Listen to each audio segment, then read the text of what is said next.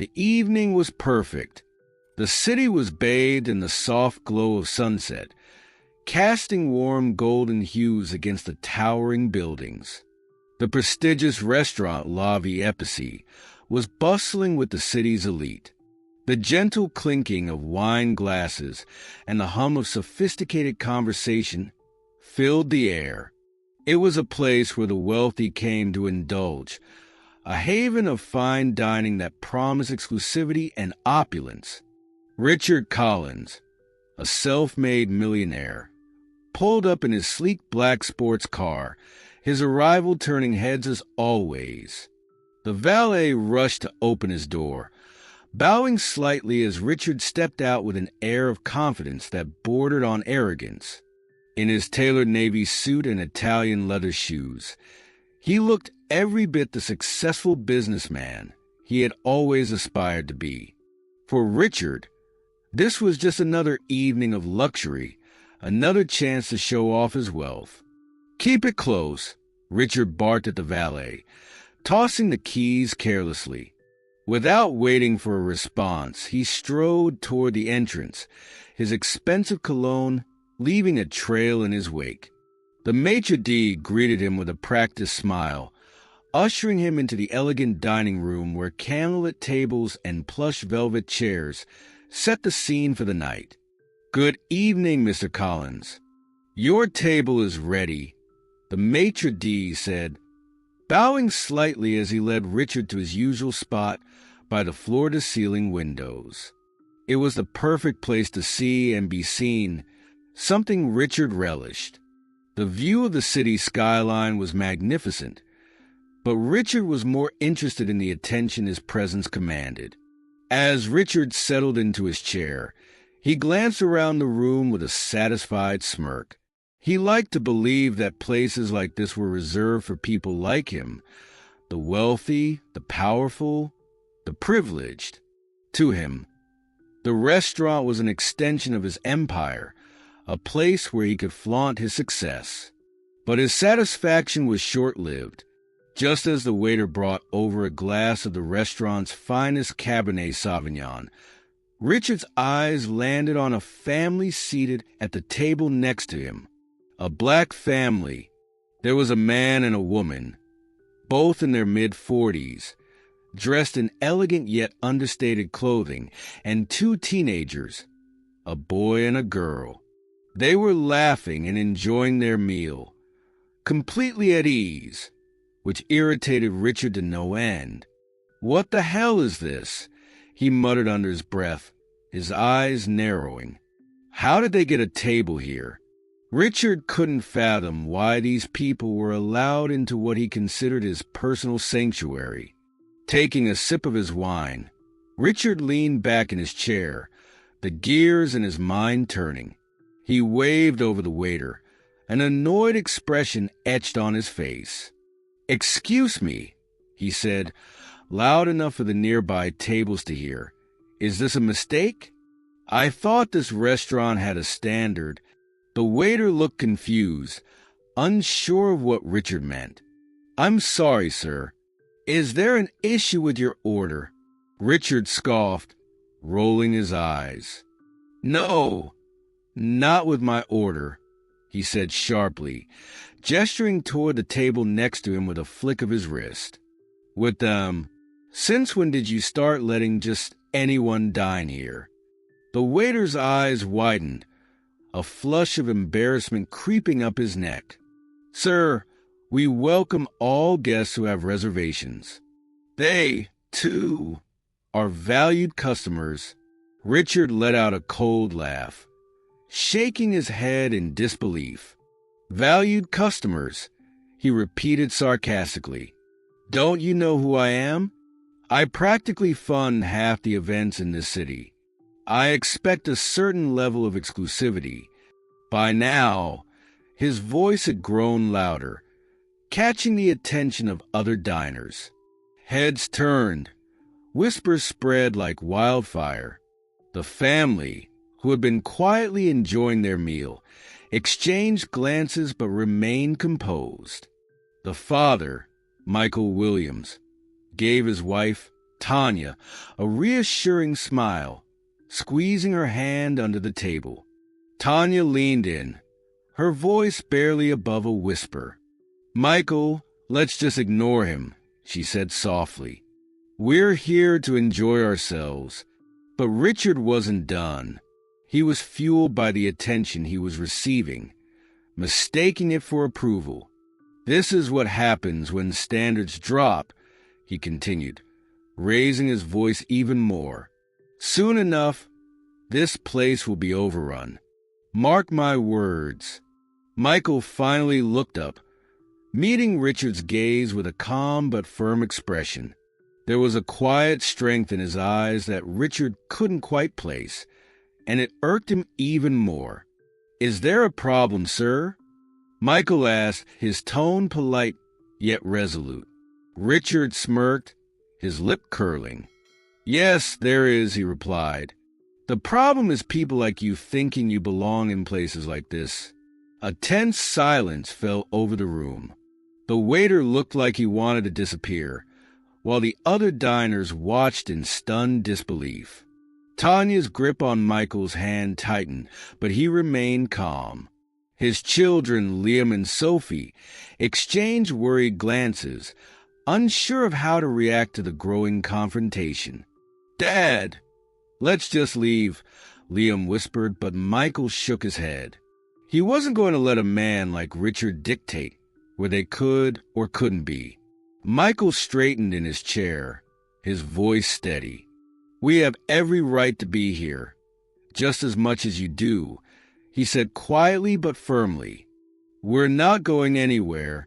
Richard's face turned red with anger, his fists clenching. He wasn't used to being challenged, especially not by someone he deemed beneath him. The room was so quiet now that you could hear a pin drop. The tension was thick, and all eyes were on the two men, waiting to see what would happen next. The air was thick with tension, the hum of conversation in the restaurant reduced to a whisper as diners exchanged uneasy glances. Richard leaned back in his chair, crossing his arms with a triumphant smirk on his lips. To him, this was a game he had already won. People like Michael were meant to be kept in their place, he thought, certainly not dining in the most exclusive restaurant in town. Despite the confrontation, the Williams family remained seated, refusing to be intimidated. Michael, however, could feel the anger simmering beneath the surface. Tanya's hand on his arm was the only thing keeping him grounded. She knew him well enough to understand that his patience had its limits. "Just let it go, Michael," Tanya whispered again, her eyes pleading with him to avoid making a scene. But Michael could see the way their children, Liam and Sophie, were looking at him. If he backed down now, what message would that send to them? Richard, sensing hesitation, decided to press his advantage. He leaned forward, his voice dripping with condescension. "You know," he said loudly enough for the entire room to hear, "there are other places in town more suited to people like you. Maybe you should try the burger joint down the street. I'm sure you'd be more comfortable there." A few scattered gasps filled the air, and some diners looked down at their plates, pretending not to hear. But others were visibly uncomfortable, their eyes darting between Richard and the Williams family, wondering if someone would step in. Michael took a deep breath, willing himself to stay calm. He could feel Sophie trembling beside him. She was only 15, still learning to navigate the complexities of the world. And here she was, being exposed to hatred in its rawest form. Michael glanced at his son, Liam, who was gripping his fork so tightly his knuckles had turned white. "You think you're better than us?" Michael asked quietly, his voice barely louder than a whisper. But there was an edge to his words that made Richard's smirk falter for just a moment. Richard scoffed, waving a dismissive hand. "Better? No! It's not about being better. It's about knowing your place, he said, his tone oozing superiority. This restaurant, this city, they weren't built for people like you to enjoy. Michael's jaw tightened, but he refused to let Richard see how deeply his words cut. He had faced discrimination all his life, but hearing it so blatantly, in front of his wife and children, felt like a punch to the gut. Yet, walking away would mean letting Richard win, and Michael wasn't about to give him that satisfaction. Before Michael could respond, the manager of the restaurant, a middle-aged woman named Linda, rushed over. She had been watching the exchange from the back, her anxiety growing with each passing second. The last thing she wanted was a scene that could ruin the reputation of Lavi Epicy, but she couldn't stand by and allow Richard's behavior to continue. "Is there a problem here, gentlemen?" Linda asked, her voice calm but firm. She shot Richard a pointed look, hoping to defuse the situation. Richard turned to Linda with a look of exaggerated exasperation. "Yes, there is a problem," he said, gesturing toward the Williams family. "I come here for an exclusive dining experience, not to share my space with people who don't belong." Linda's eyes flickered toward Michael, who gave her a small, reassuring nod. She had seen the Williams family in the restaurant several times before, always polite, always respectful. The idea that they were being targeted simply because of the color of their skin made her stomach turn. "Mr. Collins," Linda began, choosing her words carefully, "all of our guests are welcome here. The Williams family is no exception. If you're uncomfortable, I'm sure we can find a solution that doesn't involve insulting other patrons." Richard's face twisted in disbelief. "Are you serious?" he snapped. "Do you even know who I am? I could buy this entire place with the change in my pocket." Linda's patience was wearing thin, but she kept her composure. "I'm aware of who you are, sir," she replied coolly, "but I'm also aware of our policies. We treat all of our customers with respect, regardless of who they are."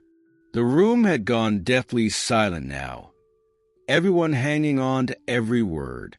Richard's face turned an even deeper shade of red, his fists clenched on the table. He was not used to being defied, especially not by someone he considered beneath him. But before he could retort, Michael stood up slowly, pushing his chair back with a calm, controlled motion. "I think we've had enough excitement for one night," Michael said, looking directly at Richard. "We were just here to enjoy a meal, but it seems that's too much to ask." As Michael turned to leave, Tanya and the kids followed suit, gathering their things quietly. Linda, sensing that things were about to spiral even further, stepped forward. "Mr. Williams, please. I apologize for—" But Michael held up a hand, cutting her off. "No need to apologize, Linda. It's clear who really doesn't belong here." His words hung in the air like a challenge, one that Richard was too stunned to respond to. The Williams family made their way toward the exit, but just before they reached the door, Michael turned back one last time. "You know, Mr. Collins," he said, his voice calm but filled with an intensity that made everyone listen. "Sometimes it's best to think twice before judging someone. You never know who you might be dealing with." With that, they walked out, leaving Richard fuming in his seat, still unable to comprehend how the evening had turned so sour. He couldn't shake the feeling that he had missed something important, but his pride refused to let him consider for long. Richard leaned back in his chair, signaling for the waiter to refill his glass. "Whatever," he muttered to himself. "They'll never show their faces here again." But Richard was wrong, very wrong. The game he thought he was winning had only just begun, and soon enough, he would find out exactly who he had been trying to humiliate. Richard Collins walked out of La Vie Epice later that night, his expensive shoes clicking on the cobblestone path that led to his sleek black luxury car. The confrontation with Michael and his family had left him in a sour mood, but he was convinced that he had put them in their place. In his mind, he had won. After all, money always won. But as he slid into the plush leather seat of his car, he couldn't shake off the nagging feeling that the evening hadn't gone entirely as planned. The drive home was quiet, the hum of the city fading into the background as Richard's thoughts kept replaying the events at the restaurant. The Williams family's calm composure, despite his provocations, had irritated him. People usually buckled under his scorn, but they had simply left, leaving him with nothing but the taste of his own bitterness. What was it about them that made them so unbothered? He brushed it off as he pulled into the driveway of his gated mansion, telling himself that it didn't matter. They were nobody, after all, just another family who got lucky enough to dine at an upscale place. He had more important things to worry about, like the upcoming investors' meeting that could potentially net him millions. Meanwhile, back at La Vie Epice, Linda the manager was still shaken by what had happened. She couldn't stop thinking about the look on Michael Williams' face as he left. She had known the Williams family for years. They were regulars at the restaurant, always kind and gracious. What Richard didn't know, and what most of the patrons that night didn't realize, was that Michael and Tanya Williams were more than just guests. They were, in fact, the very owners of the restaurant. The Williams had built La Vie Epice from the ground up nearly a decade ago, turning it into one of the most sought-after dining experiences in the city. Their story was one of perseverance and hard work, having faced countless obstacles, particularly as a black couple in the fine dining industry. But they had made it through, and their restaurant had become a symbol of elegance and success. Linda had watched them pour their hearts into the place, treating their staff like family, and always striving to create an environment where everyone felt welcome. But tonight, Richard Collins had threatened to undo that with his vile words. The staff, most of whom had been with the Williams for years, were outraged, but they respected Michael's decision to walk away. However, Michael and Tanya weren't ones to let such an incident slide. Later that night, as they sat together in their cozy living room, Tanya sipped her herbal tea, her eyes filled with a quiet fire. "We can't just let this go," she said softly, her voice steady. "Not after everything we've built." Michael nodded, his jaw set with determination. "You're right," he agreed, "but we have to be smart about it. Richard Collins thinks he's untouchable because he has money, but he doesn't realize that he stepped into our territory." The next morning, Tanya made a call to their legal advisor, explaining the situation in detail. They weren't interested in a public spectacle, but they weren't going to let Richard's behavior slide either. It was time to remind him that even those who consider themselves at the top can be brought down. Meanwhile, Richard, still unaware of who the Williams family truly was, continued with his day as if nothing had happened. He had a high-profile meeting with several investors lined up at his own office. He was confident that the deals would go through smoothly. After all, he had a reputation for closing deals that others couldn't. As he sat in his spacious corner office, reviewing the financial reports, his assistant, Karen, walked in looking slightly flustered. "Mr. Collins, there's something you need to see," she said, her voice tinged with hesitation. "What is it now?" Richard snapped, annoyed at being interrupted. Karen placed a tablet on his desk, the screen showing a local news article that had just gone live. The headline read, prominent businessman Richard Collins caught on camera in racial tirade at upscale restaurant. Richard's eyes widened in disbelief as he watched the video clip that accompanied the article. Someone had recorded the entire incident at La Vie Epici, capturing every word of his hateful rant. The footage had quickly gone viral, with thousands of people expressing their outrage online. "What the hell?" Richard muttered under his breath, his face going pale. "How did this get out?" Karen shifted uncomfortably. "It's all over social media, sir. People are calling for boycotts of your companies. And there's more," she added reluctantly. Richard's eyes narrowed. "What do you mean more?" Karen hesitated before speaking. "The owners of the restaurant, they've released a statement. Apparently, it's owned by Michael and Tanya Williams, the family you confronted." The blood drained from Richard's face. He had no idea that the people he had belittled were the very owners of the establishment he frequented. Worse yet, they were respected figures in the business community. The Williams had connections that ran deep, and now they were turning those connections against him. As Richard processed this information, panic set in. He was used to being the one with power, the one who controlled the narrative. But now, the tables had turned, and he was the one facing public humiliation. His phone buzzed with calls from board members and investors, all of whom were concerned about the backlash. In his arrogance, Richard had underestimated the Williams family, assuming that they were just another target for his scorn. But now, he realized that he had picked a fight with the wrong people. And it was only the beginning. Richard Collins spent the next few days trying to put out the fires caused by the viral video. What he thought was a minor outburst had snowballed into a full-blown PR nightmare. News outlets, social media platforms, and even business blogs were abuzz with the story of his racist tirade.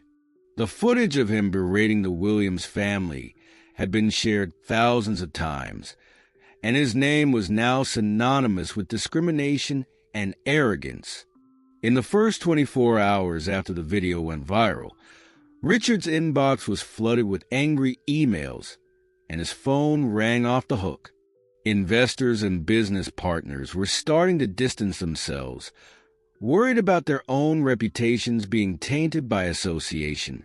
Richard's assistant, Karen, was working overtime trying to field calls, but it was clear that the damage was already done. As the pressure mounted, Richard's temper flared. He was used to controlling his image, and now it felt like everything was slipping through his fingers. In a desperate attempt to salvage his reputation, he hired a high-priced PR firm to spin the story. They advised him to issue a public apology, but Richard's pride made it difficult for him to admit any wrongdoing. "What am I supposed to apologize for?" he fumed during a tense meeting with his PR team.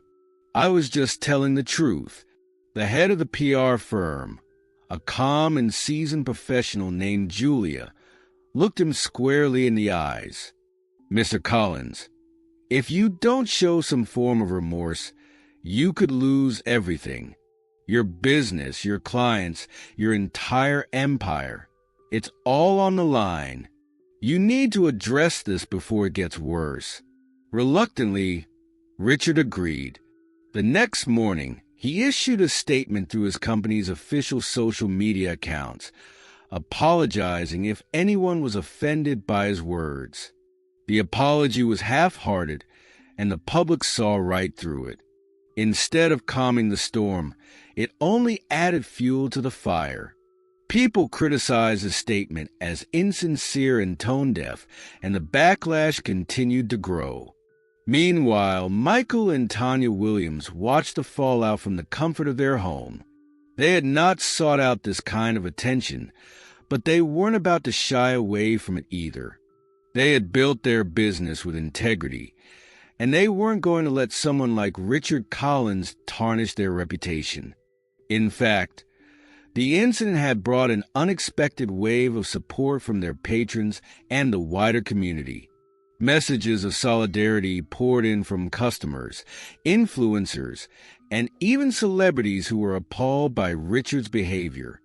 The Williams restaurant had always been a beloved staple in the city, but now it was becoming a symbol of resilience and dignity in the face of prejudice. Reservations skyrocketed, and the waiting list to dine at La Vie Épicée grew even longer. Michael, however, wasn't interested in turning the incident into a spectacle. He was a firm believer in letting actions speak louder than words. But Tanya, ever the strategist, saw an opportunity to address a deeper issue. "This isn't just about what happened to us," she said, sitting across from Michael at their kitchen table. "It's about showing people like Richard that their behavior won't be tolerated anymore." Michael nodded thoughtfully. "You're right, but we have to be careful about how we approach this. I don't want this to become some kind of media circus." Tanya leaned forward, her eyes alight with determination. "We don't need to turn it into a spectacle, but we can use this moment to highlight the struggles that Black-owned businesses face every day. We can show the world that our success wasn't handed to us. We earned it." That evening, Tanya reached out to a few trusted contacts in the media. She arranged for an exclusive interview where they would share their story, not just about the incident with Richard Collins, but also about their journey to building La Vie Épicée into the success it was today. They wanted to shift the narrative away from being victims of racism to being proud business owners who had overcome adversity. The interview aired on a popular news channel, and it was an instant hit.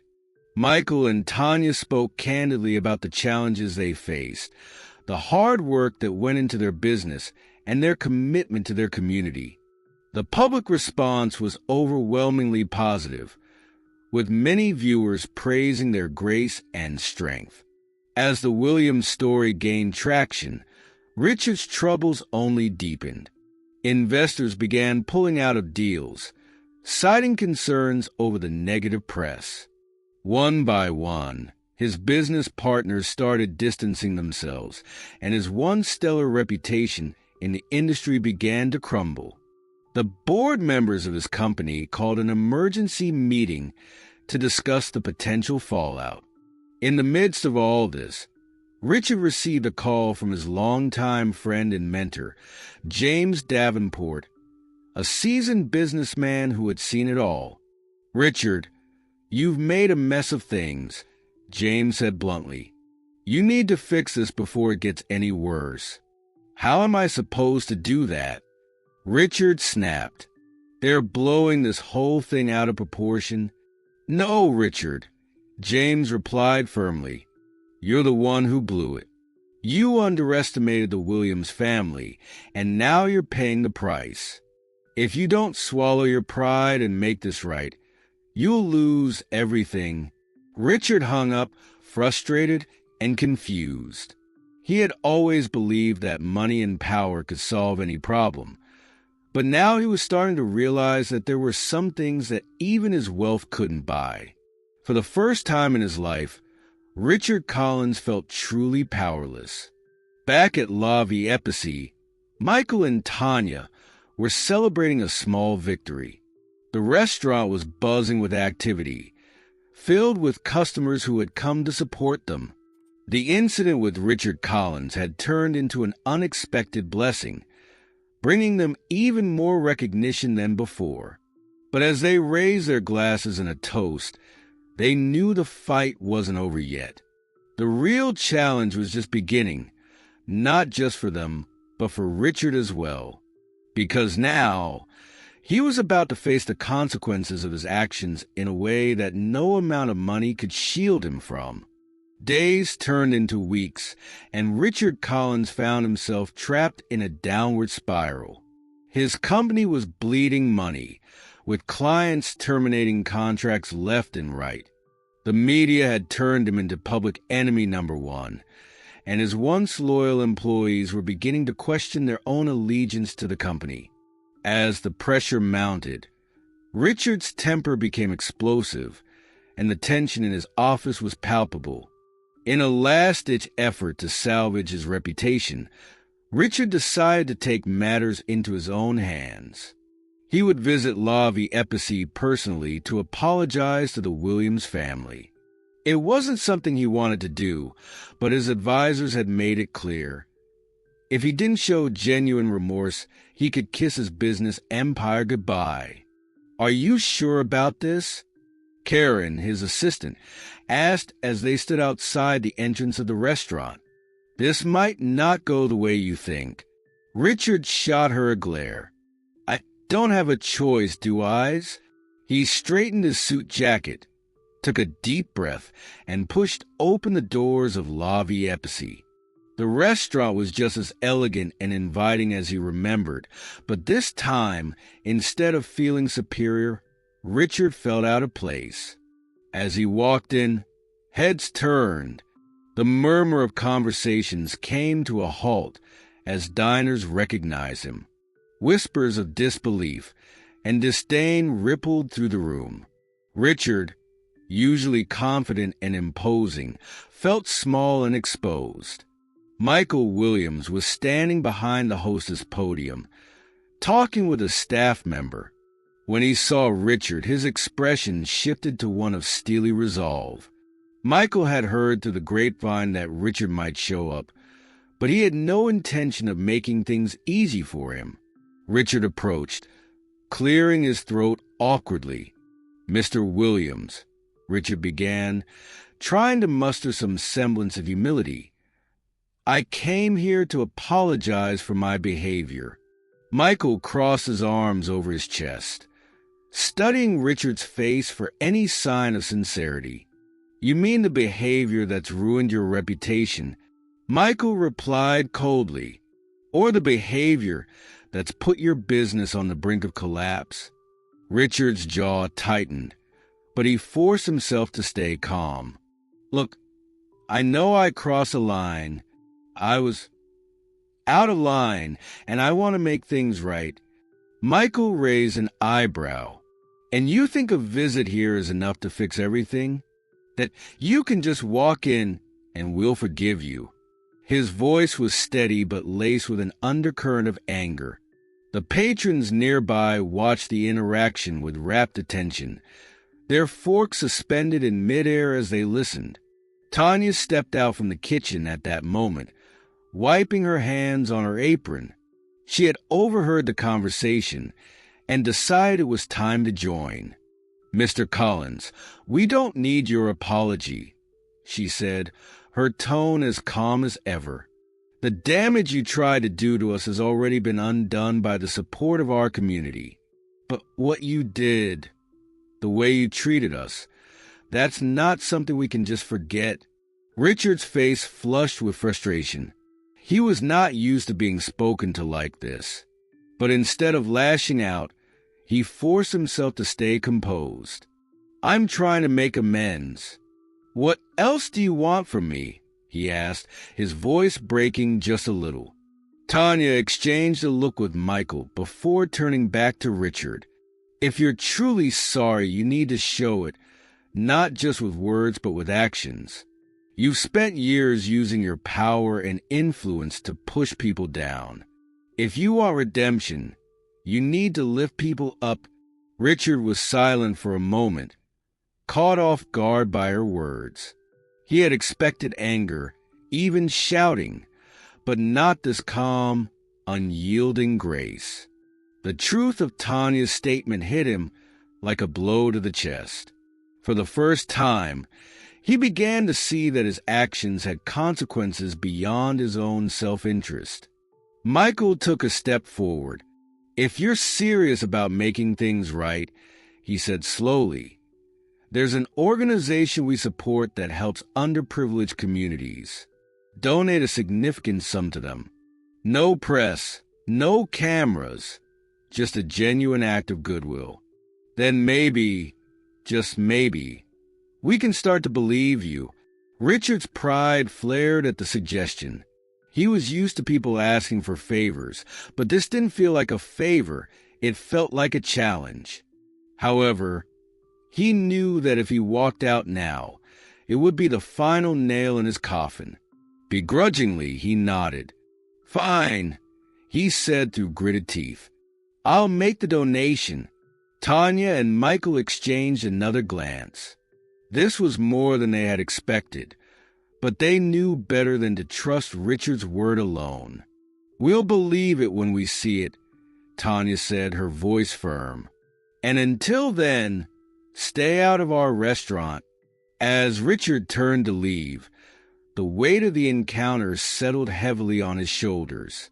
He had thought that coming here and offering a few words of apology would be enough to get his life back on track. But now, he realized that his problems were far deeper than he had imagined. The Williams family had something he lacked: integrity, respect, and the genuine support of the community. It was a hard pill to swallow, but it was a truth he had been avoiding for far too long. Outside the restaurant, the cold night air hit Richard like a slap. He glanced around at the bustling city streets, feeling an unfamiliar sense of isolation. For years, he had believed that his wealth made him invincible. But now, stripped of his facade, he felt vulnerable. The road to redemption, if there even was one, would not be easy. As he walked back to his car, the sound of laughter and conversation from inside La Vie Épicée faded behind him. For the first time in his life, Richard was beginning to understand that respect and success couldn't simply be bought. They had to be earned. The days following Richard's visit to La Vie Épicée were some of the hardest he'd ever experienced. For years, he had been the epitome of power and influence, a man who could get anything he wanted with the snap of his fingers. But now his name was tainted, his business crumbling, and his future uncertain.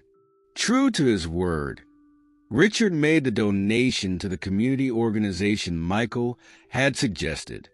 The amount was substantial, but it didn't come with the usual press release or ribbon-cutting ceremony. Instead, it was a quiet transaction with no cameras and no fanfare. It was the first time Richard had ever done something charitable without expecting something in return. As he sat in his now nearly empty office, staring at the framed awards and accolades that once filled him with pride, Richard couldn't help but feel the crushing weight of his isolation. The phones had stopped ringing, and the once bustling space was now eerily silent. His longtime assistant Karen was one of the few who hadn't yet abandoned ship, but even she was beginning to distance herself, offering only curt nods and brief conversations. "Karen," Richard called out one afternoon as she was gathering her things to leave for the day. Do you think I've gone too far this time?" She paused, looking at him with an expression that was a mix of pity and frustration. "You know, Richard," she began slowly, "I've seen you step on people for years. I never said anything because, well, you were the boss and I needed this job. But after everything that happened, I realized that people don't hate you just because of this one incident at the restaurant. This was just a final straw." Her words stung more than Richard was willing to admit. He had never cared much for the opinions of others, but hearing it from Karen, someone who had been by his side for so long, made it impossible to ignore. He was finally starting to understand that his problems were not just the result of bad luck or misunderstandings. They were the consequence of years of selfish behavior. Richard sat alone in his office long after Karen had left. He couldn't deny it any longer. His arrogance had cost him everything he valued. But what could he do now? How could he change? Or was it already too late? The next morning, Richard found himself at a community center on the outskirts of town.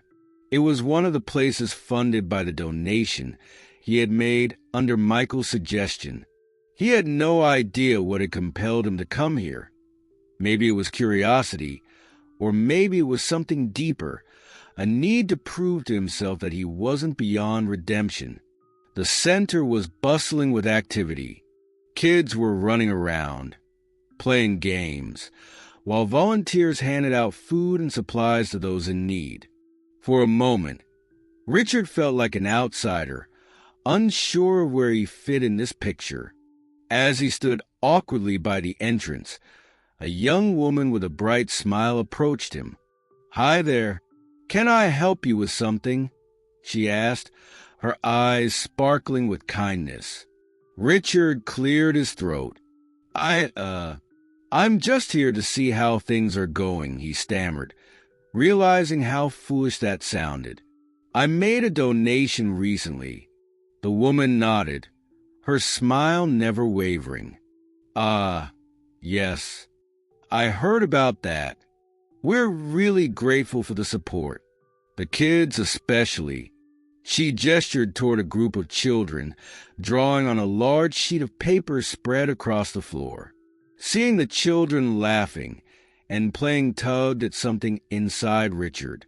These were kids from families who had struggled, who had faced challenges he couldn't even begin to imagine. And here they were, full of joy, despite everything. "Would you like to help out?" the woman asked, pulling him from his thoughts. "We could use an extra set of hands with the food distribution." Richard hesitated. This was not what he had expected when he came here. But then again, nothing about his life recently had gone as planned. He nodded slowly. "Yeah, sure. I can do that."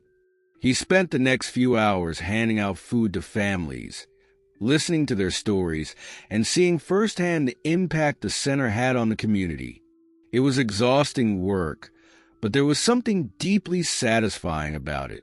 For the first time in a long while, Richard felt a sense of purpose beyond making money. As the day drew to a close, the same young woman who had greeted him earlier came up to him. "Thank you for your help today," she said. "You didn't have to, but it means a lot to everyone here." Richard gave a small, tired smile. It was good for me," he admitted. "I think I needed it more than you know." She nodded, her eyes filled with understanding. "Sometimes we all need a reminder of what really matters." On his way home, Richard felt lighter than he had in months. It was a strange feeling, one he barely recognized. Maybe this was what he had been missing all these years. A connection to something real, something that wasn't driven by profit or prestige. But as he pulled into his driveway, the weight of his situation came crashing back. His company was still on the brink of collapse, and his reputation was still in shambles. One day of volunteering wasn't going to change that, but perhaps it was a start. That night, for the first time in years, Richard slept peacefully, without the aid of sleeping pills or late-night whiskey. He didn't have all the answers yet, but he was beginning to understand that the path to redemption wasn't a single act of charity. It was a journey, one he was only just beginning. The next week, Richard found himself drawn back to the community center. It wasn't part of some grand plan to fix his life. He just couldn't shake the feeling he had experienced there. The joy on the kids' faces, the gratitude of the families, the sense of fulfillment he hadn't felt in years. For the first time, he felt like he was doing something meaningful, something that wasn't all about him. Richard wasn't greeted like a hero upon his return, nor did he expect to be. The volunteers were busy tending to their duties, and most of them had no idea who he was. But that was precisely what made it so refreshing. "Here," He was just another pair of hands trying to help, not the infamous millionaire who had fallen from grace. "Hey, it's you again," came a familiar voice. It was Michelle, the same young woman who had welcomed him the first time. She wore the same warm smile that seemed to light up the room. "Yeah, I figured I could help out again," Richard replied, trying not to sound too eager. "Well, we're glad to have you back," Michelle said, handing him a box of canned goods. "You can start by sorting these."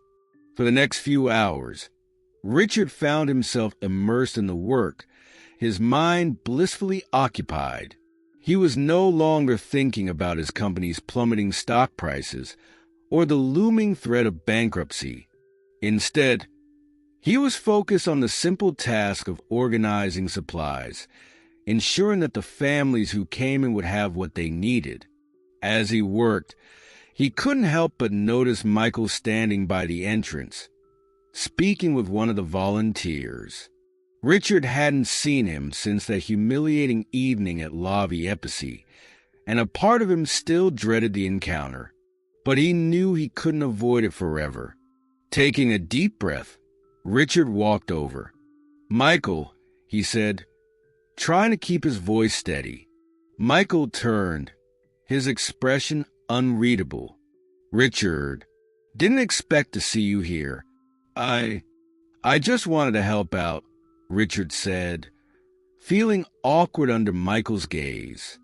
"I've been thinking a lot about what you said that night, about being better." Michael studied him for a moment, then nodded slowly. "People can change, Richard, but it takes more than just showing up a few times. It's about consistency, humility, and really understanding the impact of your actions." Richard felt a pang of guilt at Michael's words, but he also knew they were true. His old life had been driven by ego and self-interest, and it would take more than a few days of volunteering to undo years of harm. But he was willing to try. "I'm here to learn," Richard said quietly, "to understand how to be a better person. I don't know if it's too late, but I want to try." Michael's expression softened, just a fraction. "All right then," he said. "Let's see what you've got." Over the next several weeks, Richard became a regular at the community center. He took on whatever tasks were needed, from unloading trucks to helping with after-school programs. The work was hard, often thankless, but he found himself looking forward to it more than he had ever looked forward to his business meetings or lavish parties. The change didn't go unnoticed by the people around him. Karen, his assistant, who had been keeping her distance, began to warm up to him again. One afternoon, as she was leaving his office, she paused by the door.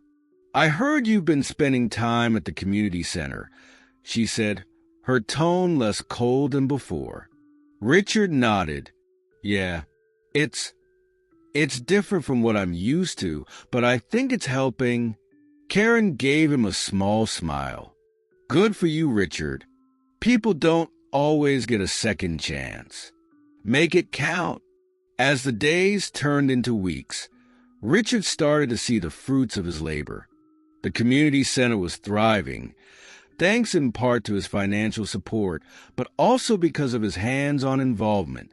He began to form connections with the families who came there, listening to their stories and realizing just how different their lives were from the bubble he had lived in for so long. But despite his newfound sense of purpose, Richard knew that not everyone was ready to forgive him. The backlash from his actions at FICTIC had left deep scars, and there were still people who viewed him with suspicion. Whenever he walked into the restaurant to meet with Michael and Evelyn, he could feel the eyes of the staff and patrons on him, their whispers barely concealed. One evening, after another long day at the community center, Richard decided to visit FICTIC for dinner. He wasn't there to make a scene or to seek attention. He just wanted to show that he respected the establishment, that he understood now how wrong he had been. To his surprise, when he walked in, Michael greeted him with a nod, no longer the cold, distant stare he had grown used to. He was seated at a small table in the corner, away from the bustling crowd, and for the first time, Richard felt at ease in the space. As he was finishing his meal, Evelyn approached his table. "I see you've been busy," she said, her tone neutral but not unfriendly. Richard put down his fork, meeting her gaze. "I'm trying," he said simply. "I know it's not enough yet, but I'm trying." Evelyn studied him for a moment, then nodded. "We'll see," she said, her words a challenge but also, perhaps, a glimmer of hope. Richard knew he still had a long way to go, but for the first time, he felt like he was on the right path. The journey wasn't over, but at least now, he was headed in the right direction. Several months had passed since Richard's first humiliating encounter at FICTIC. The winter chill had given way to the warmth of spring, and with it came a sense of renewal, not just for the city, but for Richard's own life. His time spent at the community center had transformed him in ways he never thought possible. He was no longer just a wealthy businessman who had everything but felt empty inside. The work he had done, not just financially but physically, showing up week after week, had changed how people saw him, but more importantly, it had changed how he saw himself. One Friday evening, Richard found himself back at FICTIC. This time, he wasn't there to make amends or to prove anything to anyone. He was simply there to celebrate the center's success with Michael, Evelyn, and a few of the families he had come to know so well. As he entered the restaurant, the familiar scent of spices and roasted vegetables filled the air. The staff, who once looked at him with disdain, now greeted him with polite nods. Richard had earned their respect, not through grand gestures, but through months of consistent effort and humility. Michael walked up to him, a genuine smile on his face. "Glad you could make it," he said, shaking Richard's hand. "Wouldn't miss it for the world," Richard replied, feeling a warmth he hadn't known in years. Evelyn joined them, carrying a tray of drinks. "We have a lot to celebrate tonight," she said, her smile as radiant as ever. "The community center's after-school program is fully funded, and we've even started a scholarship fund." Richard nodded, his heart swelling with pride. He had contributed heavily to those efforts, not because he wanted to show off, but because he truly believed in giving back. The old Richard would have scoffed at the idea of pouring money into something that didn't bring a direct return on investment. But the new Richard, the one who had been humbled by life's harsh lessons, knew that true wealth was found in helping others. As the evening wore on, the restaurant filled with laughter and conversation. Children ran between tables, their faces lit with joy, while parents chatted over glasses of wine. Richard watched it all, feeling like he was part of something bigger than himself for the first time in his life. At one point, Michelle, the young woman from the community center, stood up to give a speech. She spoke of the impact the center had made, how it had changed so many lives. And then, to Richard's surprise, she mentioned him. "We wouldn't be here tonight if it weren't for Mr. Richard Wallace," Michelle said, her voice full of emotion. "He showed us that people can change, that it's never too late to become a better version of yourself." The room erupted in applause, and Richard felt a lump form in his throat. He had spent his whole life chasing recognition, but this, he realized, was the first time it truly meant something. He had earned it, not through wealth or status, but through genuine effort and a willingness to change. After the applause died down, Michael approached Richard once more, a contemplative look in his eyes. "I have to admit," he said, "I didn't think you'd stick around. A lot of people talk about change, but not many follow through." "I had a lot to make up for," Richard admitted. "I hurt a lot of people, including you and your family." Michael nodded slowly, his eyes softening. "You did. But you've also shown that people can grow, no matter how old or set in their ways they might be. I respect that." Richard felt a wave of relief wash over him. It wasn't forgiveness in so many words, but it was enough for now. He knew that the wounds he had caused wouldn't heal overnight, but he was committed to making amends, one day at a time. As the night drew to a close, Evelyn approached Richard with a look of curiosity. "So, what's next for you?" she asked. Richard thought about it for a moment. The old him would have been planning his next big business move, strategizing how to climb back to the top of the corporate ladder. But now, he had a different vision. "I'm thinking of setting up a foundation," he said. "Something that focuses on supporting underprivileged communities. Maybe even expanding what the center is doing to other neighborhoods." Evelyn's eyes widened in surprise. That's incredible, Richard. I've spent so much of my life focused on myself," he said, shaking his head. "It's time I put my resources to better use." The idea had come to him during one of his many long nights volunteering. He had seen firsthand how much of a difference a little bit of support could make. And for the first time, he wanted to use his wealth for something that wasn't just about making more money. As he looked around the restaurant, seeing the faces of the people who had welcomed him into their lives, Richard realized that he was no longer the man he had once been. He was still far from perfect, but he was on the path to becoming someone better. The evening ended with hugs and handshakes, with promises to meet again soon. As Richard stepped out into the cool night air, he couldn't help but smile. For the first time in his life, he felt truly content, not because of what he owned, but because of what he had given. Looking up at the stars, Richard took a deep breath.